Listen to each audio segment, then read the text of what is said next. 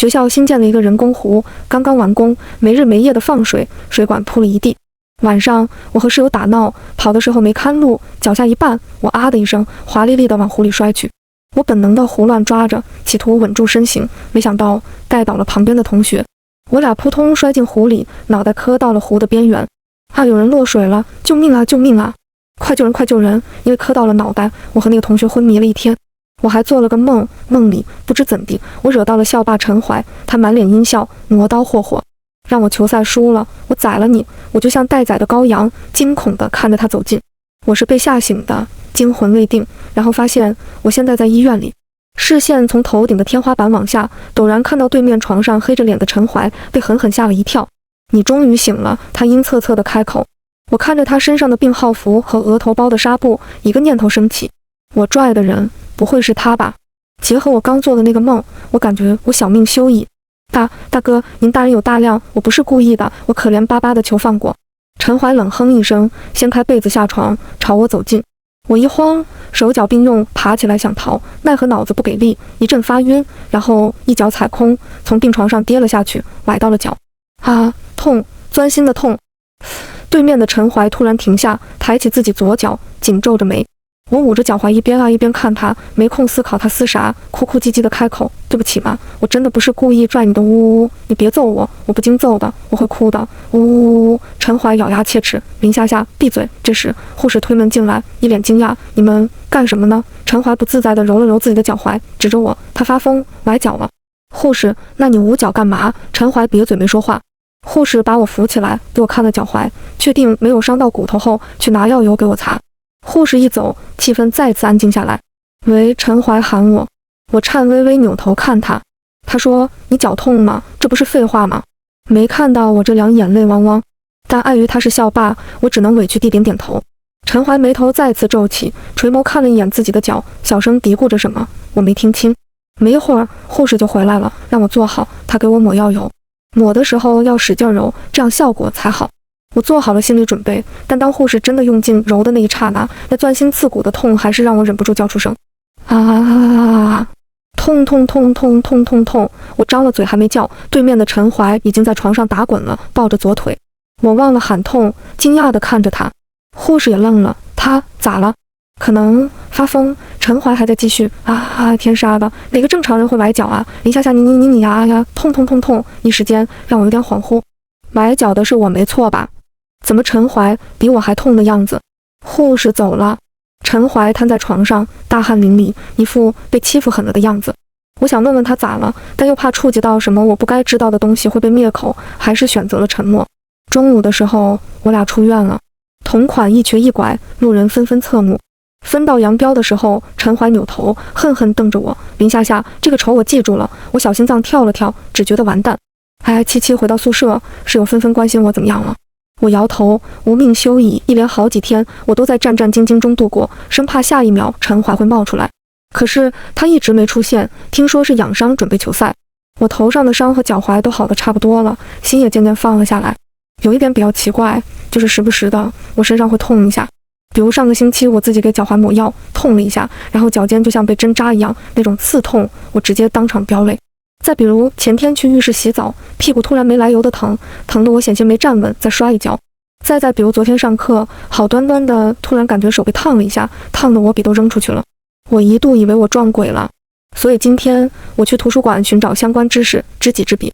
我正沉迷于知识的海洋中，后腰突然一阵发酸，然后慢慢转移到小腹上，觉着疼。我心一惊，连忙看日期，今天例假，而我痛经是常驻嘉宾。这几天这些莫名其妙的事都让我忘了看日期，不然我此刻肯定在床上安详地躺着。我捂住小腹，飞速往外跑，想回到我温暖的宿舍。可好巧不巧，在图书馆门口又一次撞到了陈怀。他一脸菜色，同款捂着小腹，咬牙切齿：“林夏夏，我疼得一脑门的汗，压根没力气接话，只想快点回去。我今天可是白裙子。”不曾想，陈怀拽着我就走，方向是不知道是什么方向，反正不是我回寝室的路。我剧痛之中难耐开口：“大哥，我例假，痛经会死人的，白裙子染了，很丢人的，放过我。”陈怀闻言停了下来，震惊地看着我：“痛经，死人？”然后他直接将我打横抱起，飞速往女寝跑。我缩在他怀里，能感受到此刻他身体紧绷着，额头的汗珠顺着脸颊滑到他的下巴，再滴在我胸前。他此刻很难受，救命！我也很难受。到了女寝门口，陈怀把我放下来，气喘吁吁：“你好好活着。”他脸色苍白，但语气是那么的郑重，好像我得了重病快死了一样。我抱拳多谢，转身吃力跑回宿舍，换衣服，接热水，上床躺下，缩成瞎子，痛感仍没有减轻。我紧闭着眼，咬牙忍着。这时不知道是哪个不长眼的打电话过来，没接还继续打，锲而不舍。又痛又恼，我接通就骂：“谁啊？有病啊？催命啊？要死啊！本来痛经就烦。”结果手机那头传来陈怀痛苦且断断续续的声音：“林夏夏，我觉得我们可能痛感相通了。我现在肚子也痛，我要死了。”我脑子懵了一瞬，啥玩意？痛感相通？手机里传来陈怀的哀嚎：“林夏夏，求你了，你再不停止，我真的要切腹自尽了！啊，我的肚子，我的肠子，绞一起了，谁来救救我？救救我呀！”我好半天才反应过来陈怀说了什么。痛感相同，一起痛，好像这几天那些突如其来的痛楚有原因了。陈怀，林夏夏，林夏夏，你还活着吗？还活着。我没感情地说了3个字。手机里陈怀仍旧喋喋不休，哭爹喊娘，让我赶紧停下。我无语且痛苦，但又怕他秋后算账，所以我选择和他一起嚎。呜，你还活着吗？你感觉怎么样？我觉得有好几把刀呼啦呼啦刮着我的小腹，我要疼死了！呜啊呜啊！不仅小腹疼，腰也疼，像被砸断了一样，坐也不是，躺也不是。你为什么是和我一起痛，而不是替我分担痛啊？呜呜！陈怀痛苦地喊：“求你了，别形容了，真的有好几把刀剜我肚子，好几把。”我怀疑他在骂人，但我没证据。我闭上眼，咬牙忍着，开始自我催眠。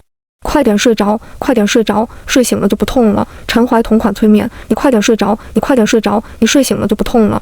这样，我给你唱首歌，哄你睡。下一秒，低缓的旋律响起，风不吹又树不摇，鸟一声也不叫。小宝宝，小宝宝，闭上眼睛，快睡觉。他声音隐忍低哑且痛苦，但意外的很催眠。我一开始是很不屑的，但听着听着，我还真睡着了。再醒来，小腹已经不痛了，但后腰酸得厉害。第一时间看了下手机，好家伙，通话1个小时。溜啊！掀开被子，我拖着汗乎乎的身体去冲了个澡，又接了杯热水，才感觉自己活过来了。人一活，想的事情就多，比如陈怀说的痛感相通。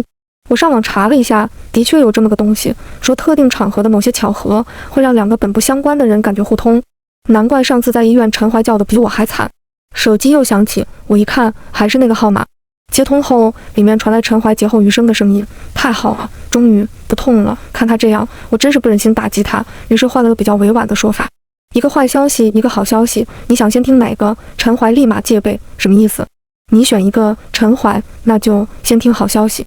好消息是今晚可以好好睡一觉，不会疼。”陈怀明显松了一口气：“那就好，那就好。”哈哈哈哈！那坏消息是啥？但我觉得是啥都不重要了。哈哈哈！我笑笑，残忍道：“我觉得还是挺重要的。坏消息就是我明天还会痛。来例假前2天是我痛经最厉害的2天。”手机那头，陈怀久久不语。我找不，其实我这都算轻的，痛的时候很痛，但睡一觉还能缓缓。有些直接痛到吐，痛到进医院，痛到停，我不想听。陈怀可怜巴巴，那怎样才能让他不那么痛啊？我明天还有球赛，求你了。我还真没办法。听他可怜巴巴的语气，我脑子里莫名出现一句渣男语录：多喝热水。不要啊！陈怀哀嚎。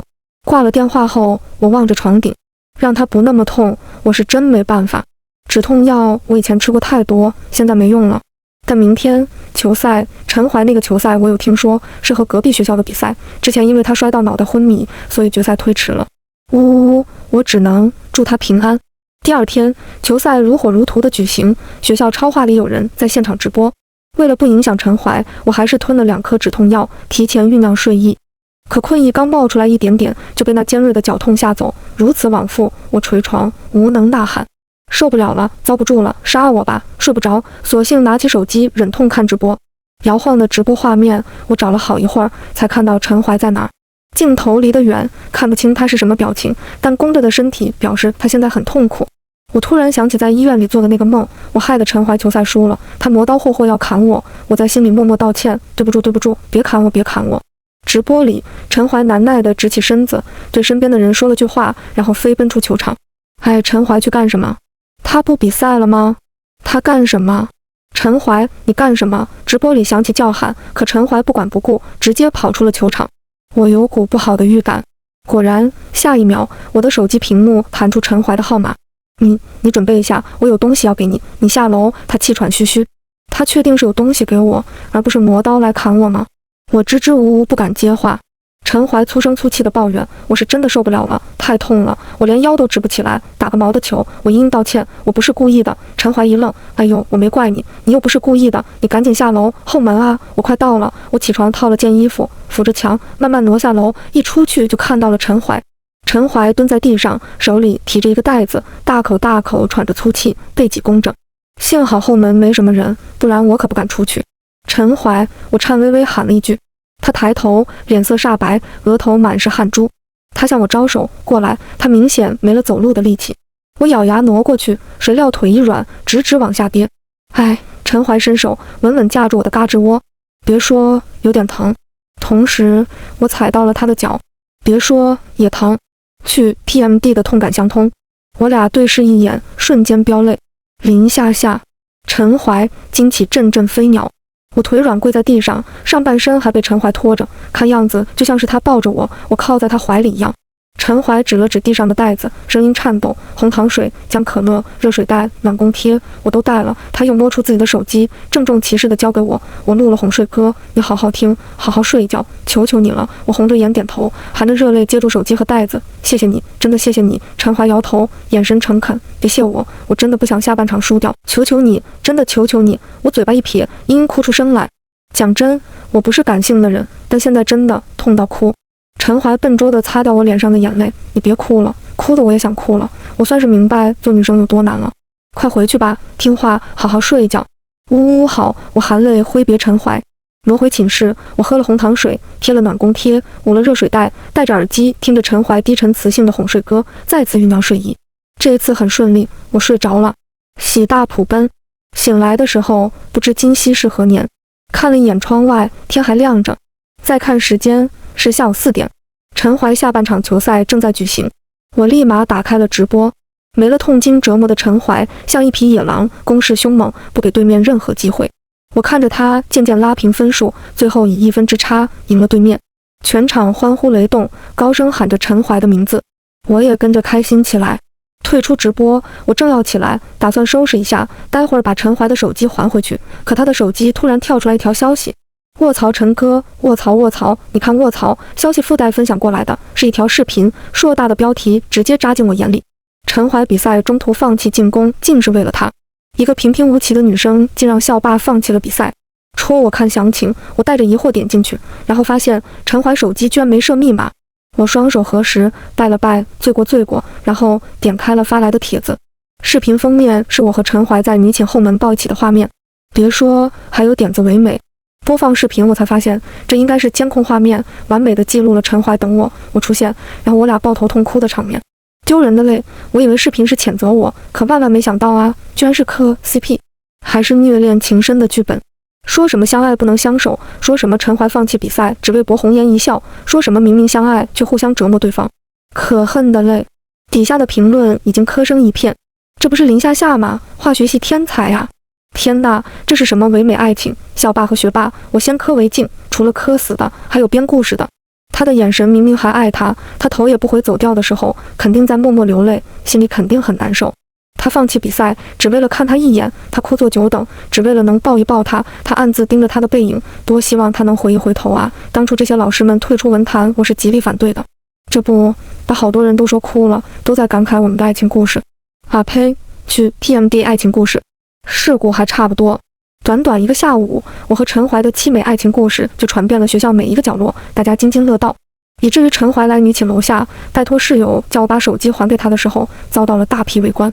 他还不知道发生了什么事，一脸茫然。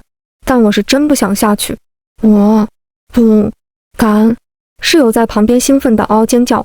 我在磕 CP 的第一线，我要开直播，我要现场直播。我躲在阳台，思考着怎么通知陈怀，让他先避避风头。可楼下有女生见他久等不到，便纷纷给他出主意，具体说了什么我没听清。但没一会儿，陈怀突然抬头，朝着我所在的楼层大喊：“林夏夏，你出来，我们把话说清楚了。”天哪，我觉得已经说不清楚了。我的室友也快疯了，直接拽着我往楼下赶，我就像那被赶上架的鸭子，被拖着来到楼下。我扯着假笑，迅速把手机塞给陈怀，扭头就要跑，没想到他伸手就拉住我。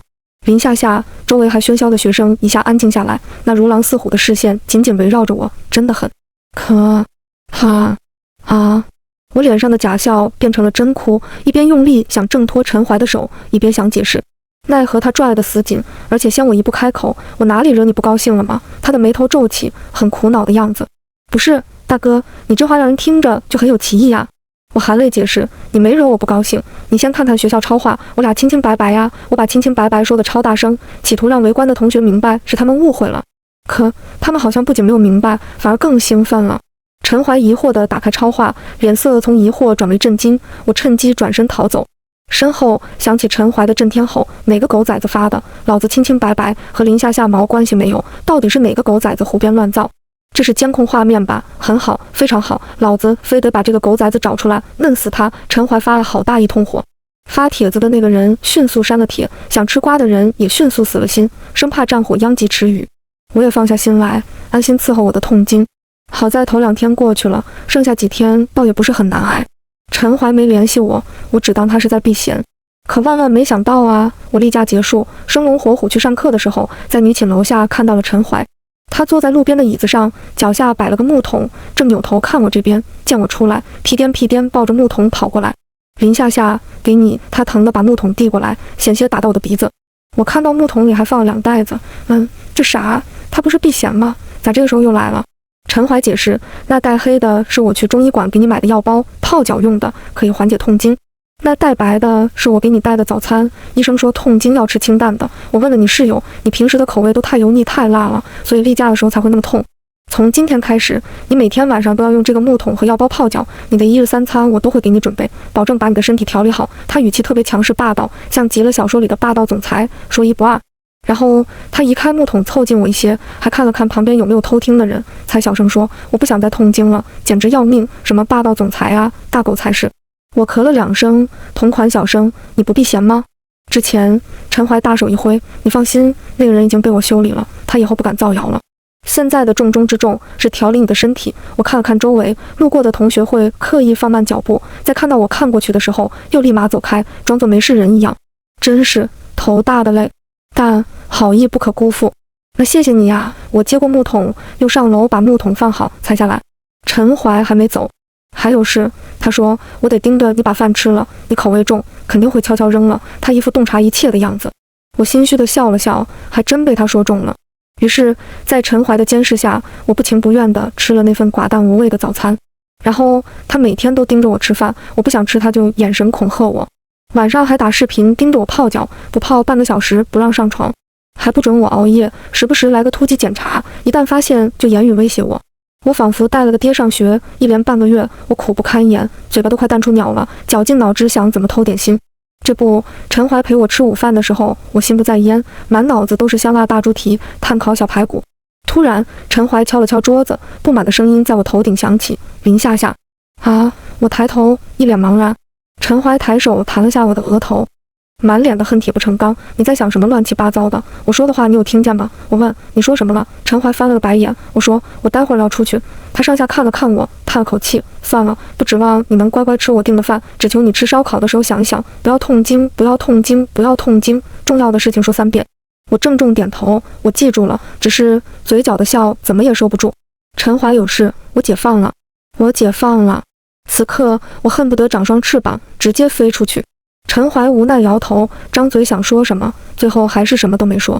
不知是不是我的错觉，我感觉他情绪好像不是很好，浑身透着一股子抵触。你吃饭吧，他打断我，我也没有再问，也没多想。终于把他盼走后，晚上我直奔校外，心心念念的麻辣猪蹄、炭烤小排骨、五花肉，我来啦。等我大快朵颐、心满意足的时候，已经10点了，马上就查寝了。我飞奔回寝室，泡完脚躺在床上那一刻，我下意识拿起手机，等着陈怀突击的电话。可好几分钟过去，手机安静如鸡，我才恍惚记起，他说他今天有事，那估计也不能突击检查了。莫名的心里有点不太自在，就好像缺了点什么。果然，习惯是件很可怕的东西。我把手机放在枕头底下，闭上眼，准备睡觉。可今天陈怀没盯着我泡脚，没突击检查，我怎么也睡不着，心里甚至隐隐有些担心。他有什么事？为什么不告诉我？他会不会出事？胡思乱想之际，我膝盖猛地一痛，好像骨头被碾碎一样，痛得我一下冒了冷汗。这怎么回事？陡然间，我想起了陈怀，我和陈怀痛感相通，他肯定出事了。拿出手机，我抖着手打了陈怀的电话，可响铃很久，他都没接。突然间，我背上又是一阵刺痛，好似有人拿着棍子狠狠打我一棍，脑海里随之浮现的是陈怀被人殴打的画面。如此一想，我更着急了。可陈怀的电话我怎么也打不通。此刻的我犹如热锅蚂蚁，除了着急还有懊恼。我应该问问他去干什么的，不然现在也不会像无头苍蝇一样。我翻遍了通讯录，终于找到那个没存名字的号码。这是陈怀室友的，之前他每天打视频盯着我泡脚，他室友好奇就暗戳戳存了我的号码，打电话恶搞我，然后被陈怀一顿训。拨通号码，我焦急地等待着。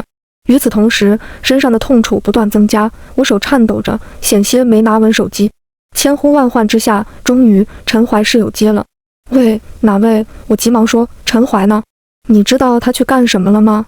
他回来了没有？对面愣了一下，似在确定。你是林夏夏呀？陈怀出去了，还没回来呢。他去干什么了？我语气有些急。我听他提了一嘴，好像是回家。应该是吧？什么是好像？应该呀，连个准确率都没有。挂了电话，我咬着牙，一边承受着身上的剧痛，一边报警。我没把痛感相通的事告诉警察，只说是学校有人失踪了，并且提供了陈怀的联系方式和家庭住址。女寝大门已经锁了，我出不去，更何况身上还痛，出去了也无济于事，只能寄希望于警察，希望他们能找到陈怀。这一晚怎么挨过去的我不知道，只是早上醒来的时候，我浑身大汗淋漓，身体仿佛被大货车碾压过一样。吃力洗漱后，我出去打听消息。昨晚警察来，现在大家已经知道了陈怀失踪的事。学校监控显示，陈怀最后离开的方向的确是回家。于是警察又去了他家，还没有结果。我翘课了，也跟了出去。陈怀家庭有钱，住在半山腰的小别墅里。我打车到那里的时候，那里已经围了不少人。从周围人的话语里，我拼凑出了昨晚的事情，大概就是昨天陈怀哥哥结婚，但有人捣乱，陈怀为了救新娘受了伤。正听着，别墅里的警察出来了，身侧跟着陈家人。我一眼就看到了陈怀，他换下了平日里的休闲装扮，穿着整整齐齐的西装，只不过眼下西装有些凌乱，走路也一瘸一拐的。他跟在一个男人身侧，那个男人和他5分像，应该就是他的哥哥。他低垂着眼，不看任何人，身上弥漫着的抵触情绪比昨天更甚。我一直盯着他，隔着层层人海，心口在这一刻安宁下来。还好他没事。似有所感，陈怀突然抬头看过来，我们的视线在半空中碰撞。他眼里露出惊讶，喊了我的名字，但隔得太远我没听见，只能看到口型。然后他推开所有人，在他们惊讶的目光下向我奔来。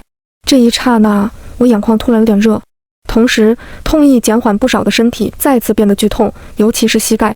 我腿一软，眼看着就要跌在地上。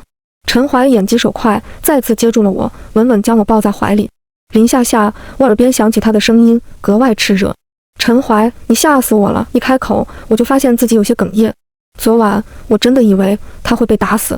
那他死了，我会不会也？陈怀脑袋无力靠在我肩膀上，声音虚弱极了，还带着愧疚。对不起，昨晚我尽力躲了，可是没躲掉。他突然站直身子，把我浑身看了个遍，问了句没头没脑的话：你现在还痛吗？我反问：你痛吗？他痛，我就痛。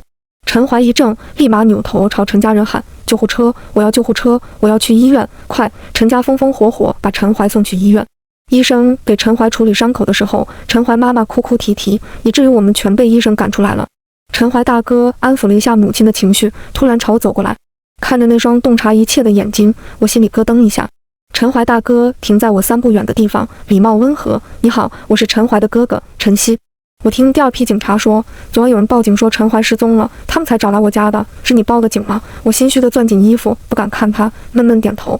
我该怎么解释？痛感相通，他会信。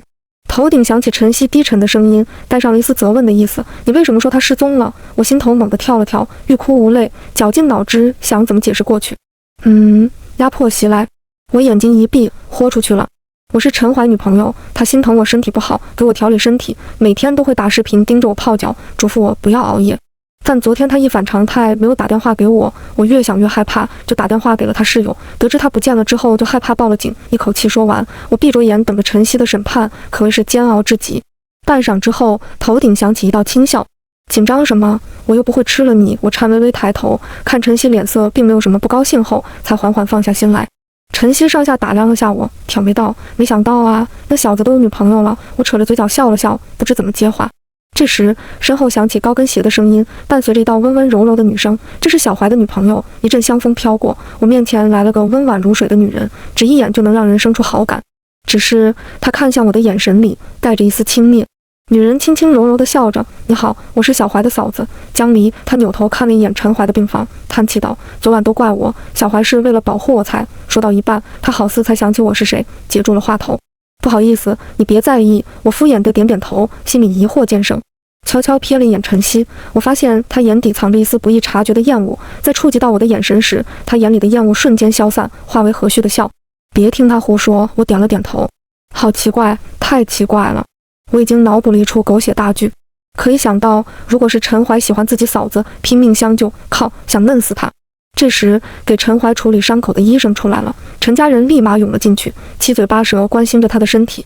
我抿着唇站在外面，想进去又生气，想扭头就走，可迈不动脚步。病房里传来陈怀的声音：“够了够了，你们都出去。林夏夏呢？我要林夏夏。”病房里安静了一瞬，好像在找林夏夏。我是林夏夏。我咬牙转身走了。去 TMD 狗血大剧，关我屁事。回学校后，我觉得哪都气不顺，清淡的饭也不吃了，脚也不泡了，陈怀也不想理了，号码还拉黑了。室友巴巴凑过来：“你咋了？失恋了？”我白了他一眼：“我都没恋呢，哪来的失？”他惊讶：“真失恋了呀？”都已经开始否认了。我满脸疑惑。他说：“前段时间你不是和陈怀在一起了吗？他一夜没回来，你不是还着急报警了吗？怎么突然就……他是不是外面有人了？”我的关注点却是：谁跟你说我们在一起了？他两手一摊：“这不是大家都默认的吗？没在一起，人家天天给你带饭，天天打视频，你侬我侬，天天一起上下课，电光石火间，我悟了。这大半个月来，陈怀几乎和我形影不离，我习惯了他的存在的同时，好像还喜欢上他了。所以他联系不上，我才那么着急，所以可能察觉到他和江离有问题，我才不愿意去面对。卧槽，我喜欢陈怀！卧槽卧槽，这真是个令人震惊的发现。我激动地握住室友的手：“谢谢你，我的好姐妹。”我掏出手机，把陈怀从黑名单里放出来，正准备打电话给他说清楚，可没想到他的电话先一步打进来了。我接通，手机那头，陈怀气急败坏：“卧槽卧槽，你终于把老子放出来了！你哪根筋坏了，居然把老子拉黑了？你知不知道我在医院有多担心你？要不是我妈摁着，我真的恨不得飞回去找你，戳戳你脑瓜子，看看你在想什么。”听着陈怀骂骂咧咧的话，我并没有觉得生气，反而有点甜丝丝。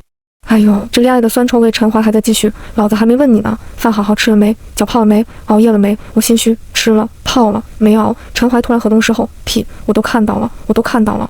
你把老子订的饭倒了，要扔了，还熬夜追剧打游戏了。卧槽，你怎么知道的？”我震惊。旁边我室友默默尿遁。陈怀给我解了惑：“学校超话你不看的吗？你室友都说了，还问大家你是不是失恋了。”我看着跑掉的室友，怒吼：“苏叶！”室友哀嚎：“人家只是想磕 CP 啦。”我无语扶额。陈怀哼哼了两声：“你不听话，我很生气，罚你明天来医院看我。”啊，正好当面说清楚。没想到陈怀仍旧炸毛：“哦，你居然就你怎么这么敷衍啊？”我只能给他顺毛：“知道了，我明天肯定一大早就来，保证你一睁眼就能看到我，好吗？”这还差不多。第二天一早，我早早去了医院。到病房的时候，陈怀还在睡觉，怕打扰到他，我转身正准备出去等，没想到他突然开口：“我醒了，你进来吧。”语气傲娇的不成样子。我了然：“哦，原来你是装睡呀。”陈怀坐起来，不自在别过脸，哼了一声。我过去坐下，问：“伤怎么样了？”他问我：“你现在还痛吗？”“哦，我不痛。”想来他有好好养伤。我满意地点点头。那可不，我怕你这小身板受不了，动都没动呢，不然早跑回学校揪着你狠狠教训一顿了。他还挺骄傲。我凑过去问他那天是怎么回事啊？闻言，陈怀脸色有些不好，不太愿意说的样子。但我真的太想知道了，可别真的像我想的狗血大剧那样。我不灵不灵眨着眼睛，企图蒙化他，让他开口。陈怀伸手把我脑袋推向一边：“别眨了，你又不是小孩子，不可爱。”只是他手放下去之后，悄悄缩进了被子里。我看到了。那你告诉我呗。我凑过去，笑得甜腻。好像确定了我喜欢陈怀之后，我更放得开了。现在倒是他看起来浑身不自在。我说就是了，你离我远点。也没什么啦，就是我哥结婚，有人抢亲捣乱，我和他们打起来了而已。我追问，我听你嫂子说你是为了保护他才被打得那么惨的。陈怀突然炸毛，屁，明明是他故意往我这儿跑的，人家就是冲着他来的，所以才导致我挨了那么多打。真的，陈怀用劲点头，真的。他看了看门外，朝我招了招手，神秘兮兮的。我凑近听他小声说，我跟你说，我一点都不喜欢江离，要不是他家挟恩图报，我哥都不会娶她。我不想回家，就是因为他推烦我的八卦之心熊熊燃烧。怎么说？但陈怀好像有点难以启齿，眼神飘忽不定。我大胆猜测，把声音压得更低，从而更加靠近他。难不成是他对你有意思？陈怀大惊。同时有人推门进来，吓得我俩一起扭头。因为离得太近，扭头时我的嘴唇擦过他的脸颊，柔软的触感一触即逝。但我俩像被定住一样。门口进来的人是陈怀妈妈，她有些尴尬，嗨，那个小怀醒了呀，还没吃早饭吧？我去买。她提着手里的早饭，转身出去了，还贴心的把门带上。空气安静下来，我和陈怀缓缓扭头，视线对上的那一刹那，像触电般，他捂住脸颊，我捂住嘴巴，我羞得夺门而逃，心口砰砰跳个不停。逃回学校后，我一整天都魂不守舍的，一想起就有点害羞。我也是没想到，我怎么那么纯情？明明之前我还很大胆来着。啊呸，自己说自己，羞。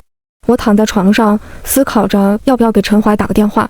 这时候，我突然觉得有点怪，身体有点怪，一股陌生又熟悉的感觉渐渐席卷，酥痒难耐，我脚趾头都绷直了。第一反应便是陈怀又出事了。我立即拨了个视频过去，想看看他在搞什么东西。想了很久，他才接听，伴随而来的是一道难耐的闷哼。瞬间，我头皮都炸了。陈怀，你干啥呢？陈怀一惊，慌乱拿起手机，脸色爆红，磕磕巴巴的解释：“那个，夏，你听我解释。”我捂住眼睛，我不听。他急忙解释：“夏，我没想到你会打电话过来，我刚不小心摁到了你了半天。”他没再说出一句完整的话。我手指露出一个缝，看着红成瞎子的他说：“你是不是想说你喜欢我？”陈怀瞪大眼睛：“你，我。”然后他用力点头。见状，我故意逗他：“摁什么？”陈怀眼睛四处飘着，不敢看我，嘀嘀咕咕了一句：“我没听到。”我诚恳地摇摇头。陈怀咬唇，视线慢慢移到屏幕上，无比坚定。我说：“你等着我。”然后他飞快挂了电话。独留我莫名其妙。第二天我还没醒，就听到了楼下的大喇叭喊：“林夏，我喜欢你，我们在一起吧。林夏，我喜欢你，我们在一起吧。林夏，我喜欢你，我们在一起吧。”这下我瞌睡虫都震跑了，飞速下床跑到阳台。楼下，陈怀站在玫瑰摆着的爱心里，怀里抱着一束玫瑰，拿着一个大喇叭朝我喊：“林夏，卧槽！”脚趾工程庞大，他怎么可以这么俗？但是好喜欢有木有。我探头朝他喊了一句：“等我化个妆，这种表白场合蓬头垢面可不行。”我拿出了压箱底的小裙子，化了个快速且精致的妆，飞奔下楼。我下楼的那一瞬，楼下的同学们欢呼尖叫，大喊着答应他。我迈进玫瑰花爱心，陈怀单膝跪地，眼神炽热诚恳：“林夏，和我谈个恋爱吧，我保证把你的痛经调理好。”这和我预想的深情告白不太一样，但他说要调理好折磨我多年的痛经爱。我接过玫瑰花，笑得牙不见眼。好啊！突然，陈怀起来抱住我，怀里的玫瑰花都被压瘪了。夏，我好喜欢你，好喜欢。我回他：“我也是，超喜欢。”观众大喊：“亲一个！”陈怀松开我，似是想起了什么，脸色爆红。他瞪了观众一眼：“起什么哄？多冒昧啊！”我嘿嘿一笑。其实痛感相通的话，那我们以后嘿嘿会不会获得双倍快乐？你说什么？陈怀震惊。我立马反应过来，捂住自己的嘴。卧槽！我居然把心里话说出来了。惊恐地看着四周，也不知道他们听到了没有。要是听到了，陈怀凑近我，握住我的手，在我耳边低声说：“你想知道的话，以后试试不就知道了。”他声音低哑蛊惑，带着羞涩，直接让我红了脸。陈怀比我更甚，脸又红又不好意思地开口：“其实那也不是痛，但你好奇的话，我还是可以的。”他一副任君选择的样子。拜托，他这样搞得我很像色女癌。我咳了2声，我不好奇。他摇头，一本正经：“不，你好奇。”我捂住这该死的嘴巴，只是有那么一丝丝的好奇和期待而已啦。晚安。